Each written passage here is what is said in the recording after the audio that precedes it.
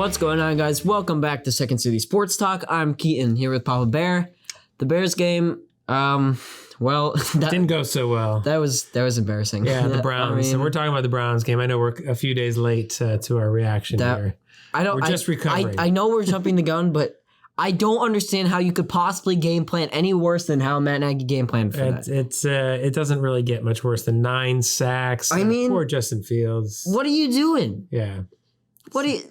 Just some of the craziest stats. I mean, I know you wrote some down.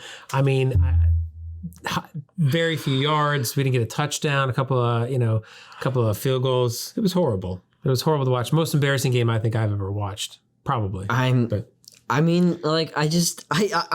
This is like a do or die year for Matt Nagy, and that's on his record. I mean, the hashtag Fire Nagy is going around like hotcakes. I came into the Browns game thinking to myself, we're going to lose this game. Yeah. I was thinking to myself, there's not much the Bears could do in this game that'll make me disappointed.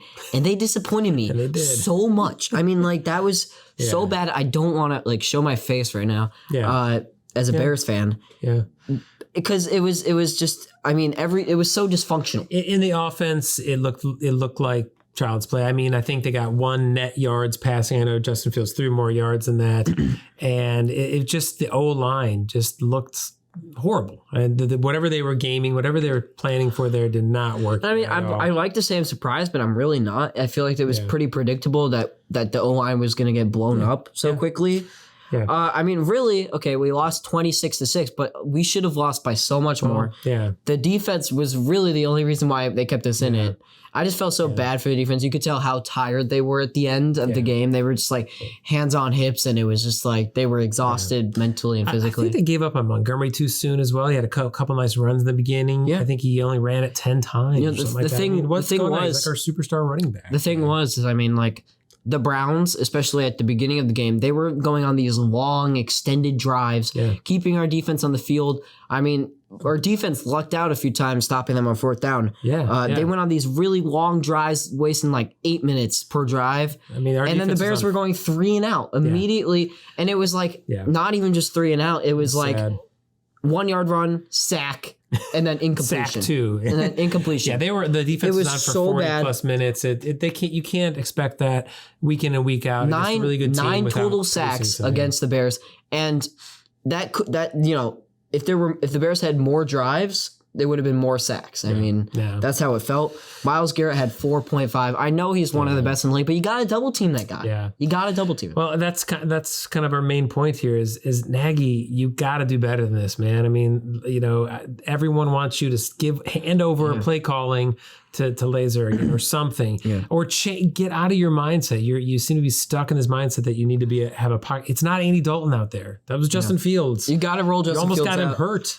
I mean, do you think that they should fire Nagy? I mean, I think they probably could have fired him last season. And I think batted an eye. I think a lot of people right now are rightfully so fire Nagy everywhere. Fire him. Why are you keeping him any longer? Yeah. Which I mean, I usually give Nagy the benefit of the doubt. Yeah. But that was bad. I mean, you can't blame Nagy for everything, but it all feeds into it because Fields. We talked about it. He struggled a little bit. Fields did struggle, but I would say Fields, he had like 1 throw in the first quarter. Yeah. And that's because every time he was dropping back, there was immediate pressure in his face.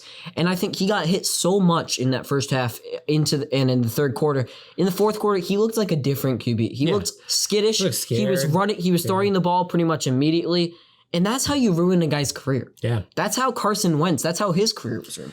I mean, when you get hit so much, I mean, at some point, you're going to just snap the ball, start looking to run out of there as quickly as possible. That's what happened. He's going to get injured, and he actually did hurt his hand. They did an X-ray, and it's negative. So, it sounds like they're still not sure who's going to start next week. Foles, Dalton, or Fields. Who knows? Who knows what's going to happen? I hope if Dalton's ready, they start him. If he's ready, they got to start Fields back in. I mean, and it does, it makes me furious that Nagy refused to take him out. I mean, he forced him to go out on that last drive. I know why. You could have put Foles out there. And I mean, what was it? Like the last play of the game, Justin Fields got sacked again. It was what is going on? You should be kneeling the ball at the end of the game. Yeah. Instead, you're putting your future QB at risk. I mean, it kind of just tells me that they don't care that this regime knows that they're gone after this year. So they're just like throwing it all on the line. Well, one positive was the defense was pretty good. I mean, they could have been better, but they got a lot of pressure, especially in the beginning. They were stopping fourth down tries. The secondary still is missing some tackles, and that's got to stop too. But hey, they kept us in the game. It was a much higher scoring game if they didn't keep us in there. But we can't expect that every week.